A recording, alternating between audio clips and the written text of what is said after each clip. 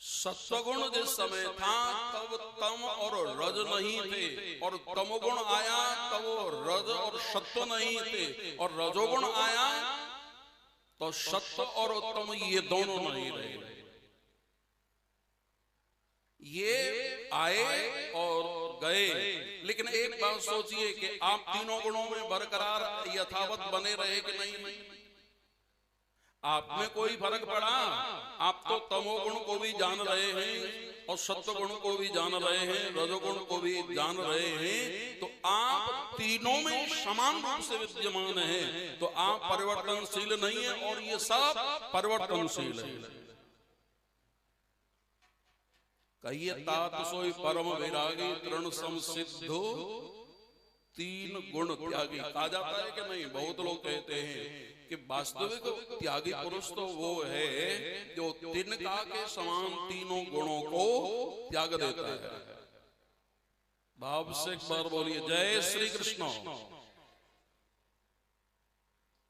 अच्छा, कभी आप लोगों ने विचार किया तिनका के समान सत्वगुण और रजोगुण का त्याग हो सकता है? कैसे हो सकता है? अरे कोई स्थिति आपकी रहेगी रज की या तम की या सत्व की, कोई न कोई गुण तो उस समय रहेगा। फिर तीनों गुणों का त्याग कैसे किया जा सकता है?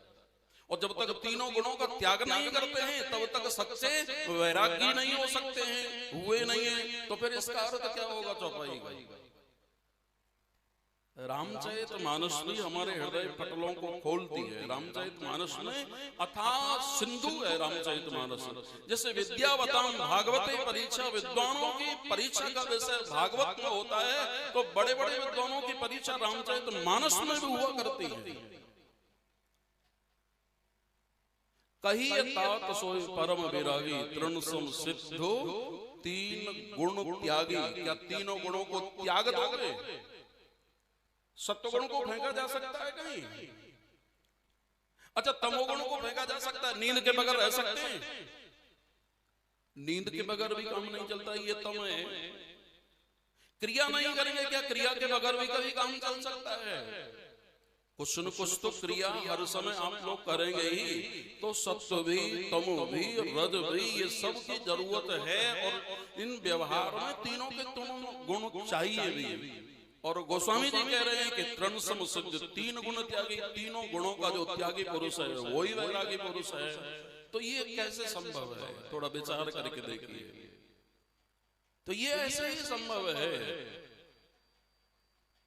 माने तीनों गुणों का हमसे व्यतिरेक है, लेकिन तीनों गुणों में हमारा अन्वय है। हम तीनों में जैसे कि तैसे समान रूप से विद्यमान है, हमारा कोई अंतर नहीं, हम में कोई परिवर्तन नहीं हुआ। तो ये हुआ सत, वो तीनों काल में रहने वाला है। ध्यान देना। अच्छा, मैं क्या बात बताने जा रहा हूं, कुछ लोगों ने ध्यान नहीं दिया होगा। मेरा सतचित आनंद रूप कोई कोई जाने रे। मैं ही सत हूं, मैं ही चित हूं और मैं ही आनंद हूं। कैसे हो? किसी भी व्यक्ति को कहो तो सत्ता को तो सब लोग स्वीकार करते हैं, सत्य है। चलो एक बात पूछ लेता हूं, किसी आदमी से पूछ करके देखिए कि भाई तुम जड़ हो कि चेतन हो, तो बताओ क्या कहेगा? सोचिए और बताइए। मैं आपसे ही पूछ रहा हूं, बताइए आप जड़ हो कि चेतन हो? कौन कहेगा कि मैं जड़ हूं? चेतन है तो सत्व भी आप हो और चित्त भी आप हो कि नहीं? और आनंद भी आप हो। कैसे हो?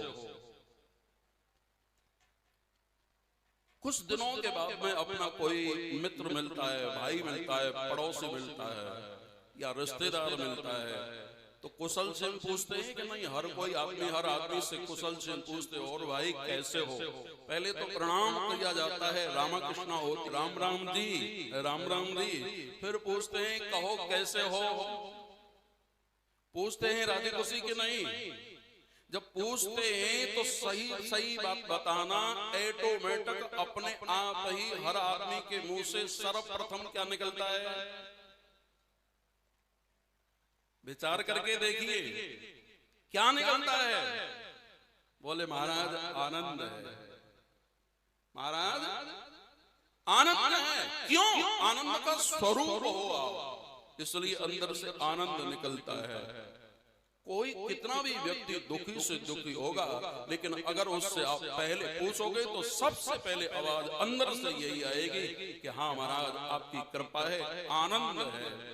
फिर माया में उतर जाएगा, व्यवहार में उतर जाएगा, देहाध्यास में उतर जाएगा, व्यवहार परिवार में उतर जाएगा। तब कहेगा कि हाँ महाराज बुखार आ गया था, या पत्नी बीमार हो गई थी, या मेरा भाई बीमार पड़ गया था।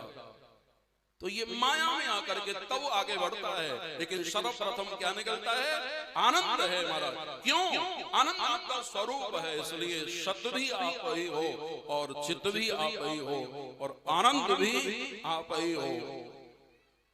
तो बस केवल इतना बड़ करना है कि इधर से इधर को मुड़ना है,